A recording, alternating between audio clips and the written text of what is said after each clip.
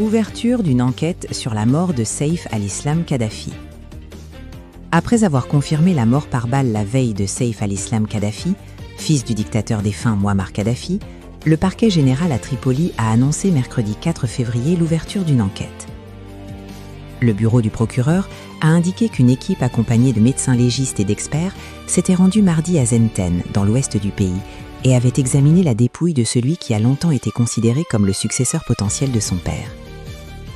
Cet examen a établi que la victime avait été mortellement atteinte par des balles, a-t-il indiqué dans un communiqué publié sur Facebook, ajoutant avoir engagé une procédure pénale pour tenter d'identifier et de retrouver les suspects. Aucune information n'était disponible dans l'immédiat sur les funérailles de Saif al-Islam Kadhafi.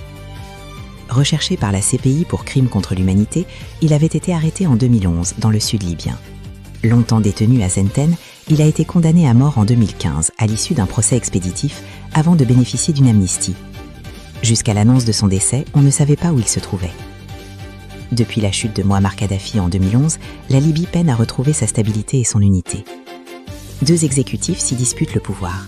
Le gouvernement d'unité nationale, GNU, installé à Tripoli, dirigé par Abdelhamid Dbeïba et reconnu par l'ONU, et un exécutif à Benghazi-Est, contrôlé par le maréchal Khalifa Haftar et ses fils, qui ont étendu leur présence militaire au sud du pays.